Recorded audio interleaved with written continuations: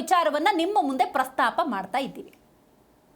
ಪಾಕಿಸ್ತಾನ ವಿಶ್ವಸಂಸ್ಥೆಯಲ್ಲಿ ಮಗದೊಮ್ಮೆ ತನ್ನ ಗೌರವವನ್ನು ಕಳ್ಕೊಂಡಿದೆ ಅಂತ ಹೇಳಿದ್ರೆ ತಪ್ಪಾಗುತ್ತಿಲ್ಲ. ಪಾಕಿಸ್ತಾನ ಇಂಥ ಯುದ್ಧದ ಸನ್ನಿವೇಶದಲ್ಲಿ ನಾನವತ್ತು ಮಧ್ಯಸ್ಥಿಕೆಯನ್ನು ವಹಿಸಿದ್ದೆ, ಅದಕ್ಕೆ ನನಗೆ ಹಣದ ರೂಪದಲ್ಲಿ ಅಥವಾ ಸಾಲದ ರೂಪದಲ್ಲಿ ಹಣ ಬೇಕು ಅನ್ನುವಂಥ ಪ್ರಸ್ತಾಪವನ್ನು ಅಮೇರಿಕಾದ ಮುಂದಿಟ್ಟು ತನ್ನ ಗೌರವವನ್ನು ಜಾಗತಿಕ ಮಟ್ಟದಲ್ಲಿ ಒಂದು ಕಡೆ ಕಳ್ಕೊಂಡಿದೆ.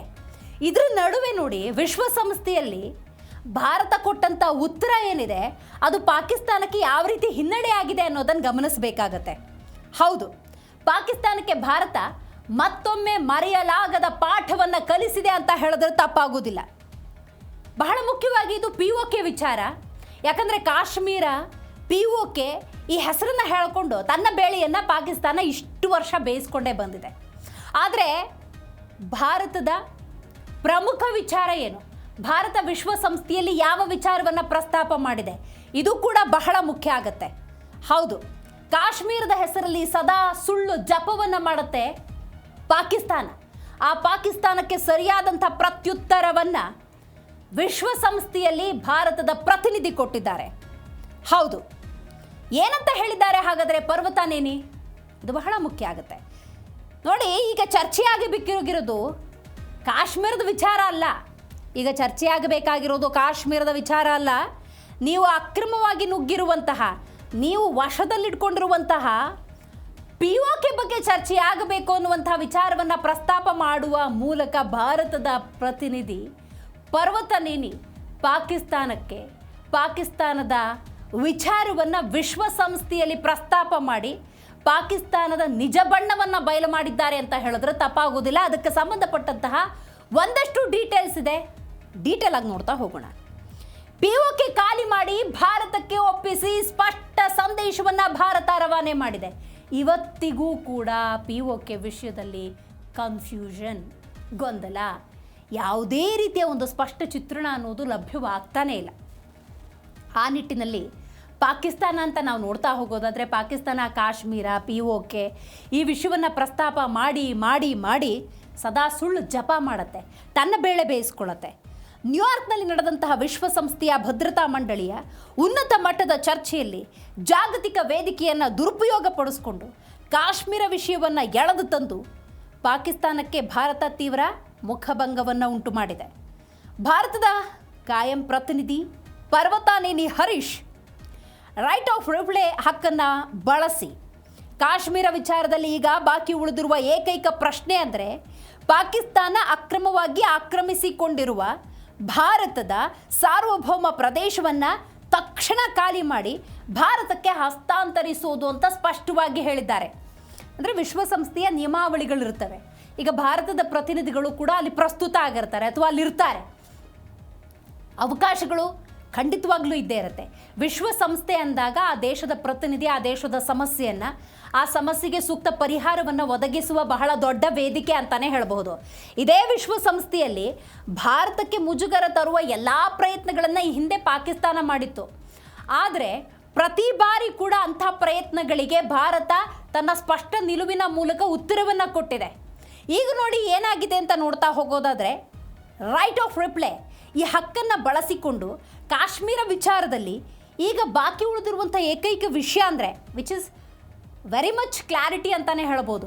ಯಾಕಂದರೆ ಆ ವಿಷಯದಲ್ಲಿ ಬಹಳ ಕ್ಲಾರಿಟಿಯಿಂದ ಪರ್ವತಾನೇನಿ ಹರೀಶ್ ಅವರು ಮಾತಾಡಿದ್ದಾರೆ. ಪಾಕಿಸ್ತಾನ ಅಕ್ರಮವಾಗಿ ಆಕ್ರಮಿಸಿಕೊಂಡಿರುವಂತಹ ಭಾರತದ ಸಾರ್ವಭೌಮ ಪ್ರದೇಶ ಅಂತ ಪದಪ್ರಯೋಗವನ್ನು ಮಾಡ್ತಾರೆ ಅನ್ನೋದಾದರೆ POK ಬಗ್ಗೆ ಭಾರತಕ್ಕಿರುವಂತಹ ಅಭಿಮಾನವನ್ನು ಅರ್ಥ ಮಾಡ್ಕೋಬೇಕು. ಆ ನಿಟ್ಟಿನಲ್ಲಿ ನಮಗೊಪ್ಪಿಸಿ ಅನ್ನುವಂಥ ಸ್ಪಷ್ಟ ಸಂದೇಶವನ್ನು ರವಾನೆ ಮಾಡಿದ್ದಾರೆ. ಈಗಾಗಲೇ ಪಾಕಿಸ್ತಾನಕ್ಕೆ ಹಲವಾರು ವಿಚಾರಗಳಲ್ಲಿ ಮುಖಭಂಗ ಆಗಿದೆ. ಯಾಕಂತ ಹೇಳಿದ್ರೆ ಪಹಲ್ಗಾಮ್ ಅಟ್ಯಾಕ್ ಇರ್ಬೋದು, ಪುಲ್ವಾಮಾ ಇರ್ಬೋದು, ಇಂಥ ಹಲವಾರು ಘಟನೆಗಳಲ್ಲಿ ಭಾರತ ತನ್ನ ನಿಲುವನ್ನು ಸ್ಪಷ್ಟಪಡಿಸಿತ್ತು. ಈ ರೀತಿಯ ದಾಳಿಗಳಿಗೆ ಸರಿಯಾದಂತಹ ಉತ್ತರವನ್ನು ಕೊಟ್ಟಿದ್ರೂ ಕೂಡ ಆದರೆ ಪಾಕಿಸ್ತಾನದ ಧೋರಣೆ ಅನ್ನೋದು ಇವತ್ತೋ ನಾಳೆ ಬದಲಾಗುತ್ತೆ ಅಂದರೆ ಆ ರೀತಿಯ ವಾತಾವರಣ ಇಲ್ಲ. ಹಾಗಾಗಿ ಪರ್ವತಾನೇನಿ ಹರೀಶ್ ಅವರು ಮಾತಾಡೋ ಸಂದರ್ಭದಲ್ಲಿ ಉಳಿದಿದ್ದೆಲ್ಲ ಮುಗೀತು. ಬಟ್ ರೈಟ್ ನಾವು POK ಬಗ್ಗೆ we have to take a clarity ಅನ್ನುವಂಥ ಸ್ಪಷ್ಟ ಸಂದೇಶವನ್ನು ರವಾನೆ ಮಾಡಿದ್ದಾರೆ. ಇನ್ನೊಂದು ವಿಚಾರ, ಜಮ್ಮು ಮತ್ತು ಕಾಶ್ಮೀರ. ಅಗೇನ್ ಜಮ್ಮು ಮತ್ತು ಕಾಶ್ಮೀರ ಭಾರತದ ಅವಿಭಾಜ್ಯ ಅಂತ ಬಹಳ ಸ್ಪಷ್ಟವಾಗಿ ಕೊಟ್ಟಿರುವಂಥ ಸಂದೇಶ. ಹೌದು, ಜಮ್ಮು ಕಾಶ್ಮೀರದ ವಿಚಾರದಲ್ಲಿ ಆಗಾಗ ತಗಾದೆ ತೆಗೆಯುವ, ಕಾಶ್ಮೀರವನ್ನು ನಮ್ಮದು ಅಂತ ಹೇಳಿ ಜಪ ಮಾಡುವ, ಕಾಶ್ಮೀರ ವಿಚಾರದಲ್ಲಿ ತನ್ನದೇ ಆದಂಥ ಸ್ಟ್ರಾಟಜಿಗಳನ್ನು ನಿರಂತರವಾಗಿ ಮಾಡ್ತಿರುವ ಈ ಪಾಕಿಸ್ತಾನಕ್ಕೆ ಒಂದು ಸ್ಪಷ್ಟ ಸಂದೇಶ ಹಲವು ವರ್ಷಗಳಿಂದ ರವಾನೆಯಾಗಿದೆ, ಈಗಲೂ ಕೂಡ ಆಗ್ತಾ ಇದೆ. ಜಮ್ಮು ಕಾಶ್ಮೀರ ಭಾರತದ ಅವಿಭಾಜ್ಯ ಅಂಗ. ದುರ್ದೈವ ಏನು ಅಂತ ಹೇಳಿದ್ರೆ, ಭಾರತದ ಮುಕ್ಕುಟ, ಭಾರತದ ತಲೆ, ಭಾರತಾಂಬೆಯ ಶಿರವನ್ನು, ಜಮ್ಮು ಕಾಶ್ಮೀರವನ್ನು ನಮ್ಮದು ಅಂತ ಹೇಳೋ ಪರಿಸ್ಥಿತಿಯಲ್ಲ. ಇದಕ್ಕಿಂತ ದೌರ್ಭಾಗ್ಯ ಮತ್ತೊಂದಿಲ್ಲ. ಬಟ್ ಅಂತ ಅನಿವಾರ್ಯ ಸ್ಥಿತಿಯಲ್ಲಿ ಭಾರತೀಯರಿದ್ದಾರೆ. ಜಮ್ಮು ಮತ್ತು ಕಾಶ್ಮೀರ ಎಂದೆಂದಿಗೂ ಭಾರತದ ಅವಿಭಾಜ್ಯ ಅಂಗ. ಇದು ಭಾರತದ ಸ್ಪಷ್ಟ ನಿಲುವು. ಬಹಳ ಮುಖ್ಯವಾಗಿ ಇದನ್ನು ನಾವು ಡೀಟೇಲ್ ಆಗಿ ನೋಡಬೇಕಾಗತ್ತೆ, ಯಾಕೆ ಏನಾಗಿದೆ ಅಂತ ಹೇಳಿ. ಜಮ್ಮು ಮತ್ತು ಕಾಶ್ಮೀರದ ಕುರಿತು ವಿಶ್ವದ ಮುಂದೆ ತನ್ನ ಅಚಲ ನಿಲುವನ್ನು ಭಾರತ ಪುನರುಚ್ಚರಿಸಿದೆ. ಜಮ್ಮು ಮತ್ತು ಕಾಶ್ಮೀರ ಎಂದೆಂದಿಗೂ ಭಾರತದ ಅವಿಭಾಜ್ಯ ಅಂಗವಾಗಿದ್ದು, ಇದು ನಮ್ಮ ಸಂವಿಧಾನ ಮತ್ತು ಕಾನೂನಿನಿಂದ ನಿರ್ಧಾರವಾಗಿರುವ ಸತ್ಯ ಅಂತ ಸ್ಪಷ್ಟಪಡಿಸಿದೆ. ವಿಶ್ವಸಂಸ್ಥೆಯಲ್ಲಿ ಸಿಕ್ಕಿರುವ ಸದಾವಕಾಶವನ್ನು ಬಳಸಿಕೊಂಡಿರುವ ಭಾರತ ಜಮ್ಮು ಮತ್ತು ಕಾಶ್ಮೀರದ ಬಗ್ಗೆ ಇರುವಂತಹ ಭಾವನೆಯನ್ನು ವ್ಯಕ್ತಪಡಿಸಿದೆ. ಇದು ಭಾರತ ಮಾತೆಯ ಮುಕುಟ, ಭಾರತಾಂಬೆಯ ಶಿರ. ಜಮ್ಮು ಕಾಶ್ಮೀರ ಅಂದರೆ ಭಾರತದ ಅವಿಭಾಜ್ಯ ಅಂಗ. ಆ ನಿಟ್ಟಿನಲ್ಲಿ ಬಹಳ ಸ್ಪಷ್ಟವಾಗಿ ವಿಶ್ವಸಂಸ್ಥೆಯಲ್ಲಿ ಭಾರತ ಉಲ್ಲೇಖ ಮಾಡಿರೋದನ್ನು ಗಮನಿಸಬಹುದು. ಇನ್ನೊಂದು, ಪಾಕಿಸ್ತಾನದ ಧೋರಣೆ, ಪಾಕಿಸ್ತಾನ ಮತ್ತು ಭಾರತ ನಡುವೆ ಇರುವಂಥ ಒಪ್ಪಂದದ ಬಗ್ಗೆ ಉಲ್ಲೇಖ ಮಾಡಲೇಬೇಕು. ಸಿಂಧು ಒಪ್ಪಂದ, ಆಪರೇಷನ್ ಸಿಂಧೂರ್ ಆಯಿತು. ಆ ಸಂದರ್ಭದಲ್ಲಿ ರಾಜತಾಂತ್ರಿಕವಾಗಿ ಭಾರತ ಪಾಕಿಸ್ತಾನಕ್ಕೆ ಕೊಟ್ಟಂತಹ ಹೊಡೆತಗಳನ್ನು ಮಗದೊಮ್ಮೆ, I don't want to repeat, ಮಗದೊಮ್ಮೆ ಅದನ್ನು ಉಲ್ಲೇಖ ಮಾಡುವಂಥ ಅಗತ್ಯ ಇಲ್ಲ. ಅವತ್ತು ಆಪರೇಷನ್ ಸಿಂಧೂರ ಅಂದಾಗ ಸರಿಯಾದಂಥ ಪ್ರತಿಕ್ರಿಯೆಗಳನ್ನು, ಅಂದರೆ ಈ ಉಗ್ರರ ಅಡಗುತಾಣಗಳನ್ನು ಗುರಿಯಾಗಿಸ್ಕೊಂಡು ಯಾವ ರೀತಿ ಕೌಂಟ್ರು ಕೊಡಬೇಕು ಕೊಟ್ಟಿದ್ದಾಯಿತು. ರಾಜತಾಂತ್ರಿಕವಾಗಿ ಪಾಕಿಸ್ತಾನವನ್ನು ಹೆಂಗೆ ಕಟ್ಟು ಹಾಕಬೇಕು ಆ ಎಲ್ಲ ಪ್ರಯತ್ನಗಳು ಆಯಿತು. ಅದರಲ್ಲಿ ಸಿಂಧು ಒಪ್ಪಂದ ಕೂಡ ಒಂದು. ಅದಕ್ಕೆ ಸಂಬಂಧಪಟ್ಟಂತೆ ಒಂದಷ್ಟು ಡೀಟೇಲ್ಸ್ ಇದೆ. ರೈಟ್, ಸಿಂಧು ನದಿ ಜಲ ಒಪ್ಪಂದದ ವಿಚಾರದಲ್ಲಿ ಭಾರತ ವಿಶ್ವಸಂಸ್ಥೆಯಲ್ಲಿ ಹಾಗಾದರೆ ಯಾವ ವಿಚಾರವನ್ನು ಪ್ರಸ್ತಾಪ ಮಾಡಿದೆ? ವೆರಿ ಇಂಪಾರ್ಟೆಂಟ್, ಯಾಕಂದರೆ ಇದು ರಾಜತಾಂತ್ರಿಕ ನಿಲುವು. ಭಾರತ ಮತ್ತು ಪಾಕಿಸ್ತಾನದ ವಿಷಯ, ಪಾಕಿಸ್ತಾನ ತೆಗೆದುಕೊಳ್ಳುವಂಥ ಕೆಲವೊಂದು ನಿರ್ಣಯಗಳು, ಪಾಕಿಸ್ತಾನ ವಿಶ್ವಮಟ್ಟದಲ್ಲಿ ವಿಶ್ವಸಂಸ್ಥೆಯಲ್ಲಿ ತಾನೇನೂ ಅಲ್ಲ, ತನ್ನದೇನೂ ತಪ್ಪಿಲ್ಲ, ಈ ರೀತಿ ತನ್ನಂತಾನು ನರೇಟ್ ಮಾಡಿಕೊಳ್ಳುವ ಹಲವಾರು ಪ್ರಯತ್ನಗಳನ್ನು ಮಾಡಿದೆ. ಈ ನಿಟ್ಟಿನಲ್ಲಿ ಭಾರತ ವಿಶ್ವಸಂಸ್ಥೆಯಲ್ಲಿ ತನ್ನ ಕಠಿಣ ನಿಲುವನ್ನು ಸ್ಪಷ್ಟಪಡಿಸಿದೆ. ಭಯೋತ್ಪಾದನೆಯನ್ನು ಪೋಷಿಸುವ, ಐ ರಿಪೀಟ್, ಭಯೋತ್ಪಾದನೆಯನ್ನು ಪೋಷಿಸುವ ಹಾಗೂ ಗಡಿಯಾಚೆಗಿನ ಉಗ್ರವಾದವನ್ನೇ ರಾಜ್ಯ ನೀತಿಯಾಗಿಸಿಕೊಂಡಿರುವ ದೇಶದ ಜೊತೆ ನದಿ ನೀರು ಹಂಚಿಕೆ ಹಾಗೂ ಸಹಕಾರ ಅಸಾಧ್ಯ. ಪ್ರಧಾನಿ ನರೇಂದ್ರ ಮೋದಿ ಅವತ್ತೇ ಉಲ್ಲೇಖ ಮಾಡಿದ್ರು. ರಕ್ತ ಹರಿಯೋದಕ್ಕೆ ಸಾಧ್ಯ ಇಲ್ಲ, ರಕ್ತ ಮತ್ತು ನೀರು ಆ ಮಾರ್ಗದಲ್ಲಿ ಹರಿಯೋದಕ್ಕೆ ಸಾಧ್ಯ ಇಲ್ಲ ಅನ್ನುವಂಥ ಸ್ಪಷ್ಟ ಸಂದೇಶವನ್ನು ರವಾನೆ ಮಾಡಿದರು. ಇದನ್ನು ವಿಶ್ವಸಂಸ್ಥೆಯಲ್ಲಿ ಮಗದೊಮ್ಮೆ ಪುನರುಚ್ಚರಿಸಲಾಗಿದೆ. ರೈಟ್, ಹಾಗಾದರೆ ಪಾಕಿಸ್ತಾನದ ಧೋರಣೆ ಏನು ಅದನ್ನು ಕೂಡ ಪ್ರೆಸೆಂಟ್ ಮಾಡಬೇಕಲ್ಲ. ಭಯೋತ್ಪಾದನೆಯನ್ನು ಪೋಷಿಸುವ, ಗಡಿಯಾಚೆಗಿನ ಉಗ್ರವಾದವನ್ನು ರಾಜ್ಯ ನೀತಿಯಾಗಿಸ್ಕೊಂಡಿರುವಂತಹ ದೇಶದ ಜೊತೆಗೆ ನದಿ ನೀರು ಹಂಚಿಕೆ ಮತ್ತು ಸಹಕಾರ ಅಸಾಧ್ಯ ಅನ್ನುವಂಥ ಸ್ಪಷ್ಟ ಸಂದೇಶವನ್ನು ವಿಶ್ವಸಂಸ್ಥೆಯಲ್ಲಿ ಉಲ್ಲೇಖ ಮಾಡಿರೋದು. ಯಾವುದೇ ಅಂತಾರಾಷ್ಟ್ರೀಯ ಒಪ್ಪಂದ ಯಶಸ್ವಿಯಾಗುವುದಕ್ಕೆ ಪರಸ್ಪರ ಬೇಕಾಗಿರೋದು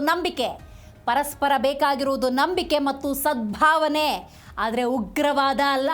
ವಾಟ್ ಅ ಟಾಕ್, ಎಂಥ ಮಾತದು.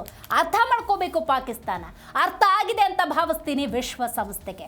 ಹೌದು, ಎರಡು ದೇಶಗಳು ಅಂದ ಸಂದರ್ಭದಲ್ಲಿ ಅಲ್ಲಿ ಪರಸ್ಪರ ನಂಬಿಕೆ ಅನ್ನೋದಿರಬೇಕು, ಸದ್ಭಾವನೆ ಅನ್ನೋದು ಬೇಕು, ನೆರೆ ಹೊರೆಯವರು ಅನ್ನುವಂಥ ಭಾವನೆ ಬೇಕಾಗುತ್ತೆ. ಆದರೆ ಉಗ್ರವಾದವನ್ನೇ ಸಿದ್ಧಾಂತ ತತ್ವ ಮಾಡಿಕೊಂಡಿರೋ ಆ ದೇಶದ ಜೊತೆ ನಮ್ದು ಯಾಕಪ್ಪ ಜಲ ಒಪ್ಪಂದ ಅನ್ನುವಂತಹ ಸ್ಪಷ್ಟ ಸಂದೇಶವನ್ನು ವಿಶ್ವಸಂಸ್ಥೆಗೆ ಅರ್ಥ ಮಾಡಿಸುವ ಎಲ್ಲ ಪ್ರಯತ್ನವನ್ನು ಮಾಡಲಾಗಿದೆ. ವೆರಿ ಇಂಪಾರ್ಟೆಂಟ್, ನವಾಜ್ ಶರೀಫ್ ಅವ್ರ ಬಗ್ಗೆ ಮಾತಾಡಲೇಬೇಕು. POKಯನ್ನು ಅಸ್ತ್ರ ಮಾಡ್ಕೊಂಡ್ಬಿಟ್ಟಿದ್ದಾರೆ. ನವಾಜ್ ಶರೀಫ್ ಯಾವ ರೀತಿ ಅಸ್ತ್ರ ಮಾಡ್ಕೊಂಡಿದ್ದಾರೆ ಇದು ಕೂಡ ಬಹಳ ಮುಖ್ಯ ಆಗುತ್ತೆ. ನೋಡಿ, ಪಾಕಿಸ್ತಾನ ಅಂದಾಗ POK ಡೆಫಿನೆಟ್ಲಿ ನಮಗೆ ಮುಂದಕ್ಕೆ ಕಾಣುವಂಥ ವಿಚಾರ. ಅದಕ್ಕೆ ಪ್ರಧಾನಮಂತ್ರಿ ಆಗೋದಕ್ಕೆ ಹೊರಟಿದ್ದಾರೆ. ಒಂದು ಅವಕಾಶದ ಅಂಗಲಾಚನೆ ಕೂಡ ಆಗಿದೆ. ಅದು ಹೇಗೆ ಏನು ಡೀಟೇಲ್ ಆಗಿ ನೋಡ್ತಾ ಹೋಗೋಣ. ಸೊ ಬಹಳ ಮುಖ್ಯವಾಗಿ POK ವಿಚಾರದಲ್ಲಿ ನವಾಜ್ ಶರೀಫ್ ಹೇಗೆ ಕಂಡಿಟ್ಟಿದ್ದಾರೆ, ಯಾಕೆ ಕಂಡಿಟ್ಟಿದ್ದಾರೆ, ಅವ್ರು ಹೊಂಚಾಕಿರುವಂಥ ವಿಚಾರವಾದರೂ ಏನು? ಬಹಳ ಮುಖ್ಯವಾಗಿ ಪಾಕಿಸ್ತಾನದ ಮಾಜಿ ಪ್ರಧಾನಿ ನವಾಜ್ ಶರೀಫ್, ನನಗೆ ಪಾಕ್ ಆಕ್ರಮಿತ ಕಾಶ್ಮೀರದ ಪ್ರಧಾನಿಯಾಗುವ ಬಯಕೆ ಇದೆ, ಓಪನ್ ಆಗಿ ಹೇಳ್ಬಿಟ್ಟಿದ್ದಾರೆ. ನನಗೆ ಪಾಕ್ ಆಕ್ರಮಿತ ಕಾಶ್ಮೀರದ ಪ್ರಧಾನಿಯಾಗುವ ಬಯಕೆ ಇದೆ. ತಮ್ಮ ಸಹೋದರ ಹಾಗೂ ಹಾಲಿ ಪ್ರಧಾನಿ ಶಹಬಾಜ್ ಶರೀಫ್ಗೆ ಹೊಸ ಬೇಡಿಕೆಯನ್ನಿಟ್ಟಿದ್ದಾರೆ ನವಾಜ್ ಶರೀಫ್. ಜುಲೈ 27ರಿಂದ ನಡೆಯಲಿರುವ ಚುನಾವಣೆಯ ವೇಳೆ ಹಿಂಸಾಚಾರದ ಭೀತಿ ಎದುರಾಗಲಿದ್ದು, ಇನ್ನೊಂದು ಕಡೆ POKಯಲ್ಲಿ ಪಾಕ್ ಆಡಳಿತದ ವಿರುದ್ಧ ಜನಾಕ್ರೋಶ ಭುಗಿಲೆದ್ದಿದೆ. ಪಾಕಿಸ್ತಾನದ ಪರಿಸ್ಥಿತಿಯೇ ಅಂತಹದ್ದು. ಆರ್ಥಿಕವಾಗಿ ನೆಲ ಕಚ್ಚಿದೆ, ಜನಸಾಮಾನ್ಯರು ನೆಮ್ಮದಿಯಾಗಿ ನಿದ್ದೆ ಮಾಡ್ತಿಲ್ಲ. ಇನ್ನು ರಾಜಕೀಯ ನೀತಿ ಅಂದರೆ ನೋಡಿ ಹಿಂಗಿದೆ ಪರಿಸ್ಥಿತಿ. ಸಂವಿಧಾನದ ಕಾನೂನು ಪ್ರಕಾರ ನವಾಜ್ ಶರೀಫ್ POK ಪ್ರಧಾನಿಯಾಗೋದಕ್ಕೆ ಸಾಧ್ಯವೇ ಇಲ್ಲ ಅನ್ನೋ ಸತ್ಯ ಗೊತ್ತಿದ್ರು ಈ ದಾಳವನ್ನು ಉರುಳಿಸಿದ್ದಾರೆ. ಪ್ರಸ್ತುತ ಪರಿಸ್ಥಿತಿಯಲ್ಲಿ ಪಾಕಿಸ್ತಾನ ರಾಜಕೀಯದಲ್ಲಿ ಈ ಹೇಳಿಕೆ ಸಂಚಲನವನ್ನು ಹುಟ್ಟುಹಾಕಿದೆ, ಕ್ಯೂರಿಯಾಸಿಟಿಯನ್ನು ಬಿಲ್ಡ್ ಮಾಡಿದೆ. ಹೌದು, ಈಗ ತಮ್ಮ ಅಭಿಪ್ರಾಯವನ್ನು ಓಪನ್ ಸ್ಟೇಟ್ಮೆಂಟ್ ರೀತಿ ಕೊಟ್ಟು ಬಿಡಬಹುದು. ಸಾಂವಿಧಾನಿಕವಾಗಿ ಇದಕ್ಕೆಲ್ಲ ಅವಕಾಶ ಇದೆಯಾ? ಇದು ಕೂಡ ಬಹಳ ಕುತೂಹಲದ ವಿಚಾರ ಅಂತ ಹೇಳಿದ್ರೆ ತಪ್ಪಾಗೋದಿಲ್ಲ. ಹೌದು, ಯಾಕೆ ಅಂತ ಹೇಳಿದ್ರೆ ಪಾಕಿಸ್ತಾನದ ಮಾಜಿ ಪ್ರಧಾನಿ ನವಾಜ್ ಶರೀಫ್ ಅವರು ನನಗೆ ಪಾಕ್ ಆಕ್ರಮಿತ ಕಾಶ್ಮೀರದ ಪ್ರಧಾನಿಯಾಗೋ ಬಯಕೆ ಇದೆ ಅಂತ ಹೇಳ್ತಿದ್ದಾರೆ ಅನ್ನೋದಾದರೆ ಅವರ ಸ್ಟ್ರಾಟಜಿ, ಅವರ ರಾಜಕೀಯ ನೀತಿಗಳು ಡೆಫಿನೆಟ್ಲಿ ಅರ್ಥ ಆಗುತ್ತೆ. ಬಟ್ ಇಲ್ಲಿ ಸಾಂವಿಧಾನಿಕವಾಗಿ ನೋಡ್ತಾ ಹೋಗೋದಾದರೆ ಇದು ಸಾಧ್ಯವಾ ಅನ್ನೋದು ಬಹಳ ಮುಖ್ಯವಾದಂಥ ವಿಚಾರ. ಪಾಕಿಸ್ತಾನ ಆಕ್ರಮಿತ ಕಾಶ್ಮೀರದ ಪ್ರಧಾನಿ ಆಗಬೇಕು ಅನ್ನುವಂತಹ ಬಯಕೆಯನ್ನು ವ್ಯಕ್ತಪಡಿಸಿರೋದ್ರಿಂದಾಗಿ ಸಾಂವಿಧಾನಿಕವಾಗಿ ನೋಡೋಕೆ ಹೋದರೆ ಇಟ್ ಈಸ್ ಇಂಪಾಸಿಬಲ್, ಪಾಸಿಬಿಲಿಟೀಸೇ ಇಲ್ಲ. POK ಸಂವಿಧಾನದ ಪ್ರಕಾರ ಅಲ್ಲಿನ ಮತದಾರರಿಗೆ ಮಾತ್ರ ಚುನಾವಣೆಗೆ ನಿಲ್ಲೋದಕ್ಕೆ ಅವಕಾಶ. ಸೊ ಒಂದು ಪಕ್ಷ ಪಾಕಿಸ್ತಾನದ ನಿಲುವು ನಿರ್ಧಾರಗಳನ್ನು ವ್ಯಕ್ತಪಡಿಸಿದ್ರೂ ಕೂಡ ಕಾಶ್ಮೀರ ಅಂದಾಗ, ಪಾಕ್ ಆಕ್ರಮಿತ ಕಾಶ್ಮೀರ ಅಂದಾಗ ಅಲ್ಲೇನಾದರೂ ನೀವು ಪ್ರಧಾನಿ ಆಗಬೇಕು ಅನ್ನೋದಾದರೆ ಯಾರೋ ಹೊರಗಿನವ್ರು ಬಂದು ಆಗೋದಕ್ಕೆ ಸಾಧ್ಯ ಇಲ್ಲ. ಅಲ್ಲಿನ ಮತದಾರರಾಗಿರಬೇಕು, ಅವರಿಗೆ ಮಾತ್ರ ಹಕ್ಕಿರುತ್ತೆ ಅನ್ನೋದು ಸ್ಪಷ್ಟವಾದಂಥ ನಿಲುವು. ಅದೇ ಅಲ್ಲಿನ ಸಂವಿಧಾನ. ಯಾಕಂದ್ರೆ ಅರ್ಥ ಆಗುತ್ತೋ ಇಲ್ವೋ, ಅರ್ಥ ಆಗಿದ್ದು ಅಥವಾ ಹೇಳ್ತಿದ್ದಾರೋ ಅಥವಾ ಇವೆಲ್ಲವೂ ಕೂಡ ಪೊಲಿಟಿಕಲ್ ಗಿಮಿಕ್ಕ ನೋಡಬೇಕು. ನೋಡಿ, ಪಾಕಿಸ್ತಾನದ ಮಾಜಿ ಪ್ರಧಾನಿ ನವಾಜ್ ಶರೀಫ್ ಬಯಕೆ ಕಾನೂನಾತ್ಮಕವಾಗಿ ಸಂಪೂರ್ಣವಾಗಿ ಅಸಾಧ್ಯ.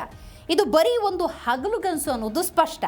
ಯಾಕಂದರೆ POK ಸಂವಿಧಾನದ ಪ್ರಕಾರ ಅಲ್ಲಿನ ಸ್ಥಳೀಯ ಮತದಾರರಿಗೆ ಮಾತ್ರ ಚುನಾವಣೆಗೆ ನಿಲ್ಲೋದಕ್ಕೆ ಅವಕಾಶ ಇದೆ.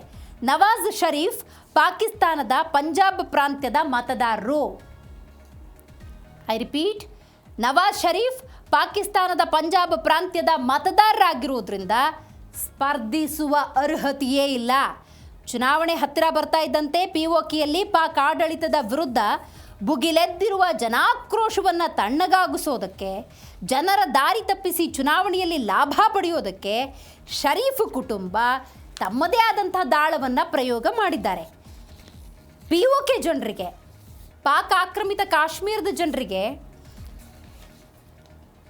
ಈ ಸಂವಿಧಾನದ ನಿಲುವು ನಿರ್ಧಾರಗಳು ಅಲ್ಲಿ ಪ್ರಧಾನಿ ಆಗಬೇಕು ಅನ್ನೋದಾದರೆ ಇರುವಂತಹ ಅರ್ಹತೆಗಳೇನು ಅನ್ನೋದು ಅರಿವಿತ್ತು ಅನ್ನೋದಾದರೆ ನವಾಜ್ ಶರೀಫ್ ಹೇಳೋದ್ರಲ್ಲಿ ಯಾವುದೇ ರೀತಿಯ ಹುರುಳಿಲ್ಲ ಅನ್ನೋದು ಸ್ಪಷ್ಟವಾಗುತ್ತೆ.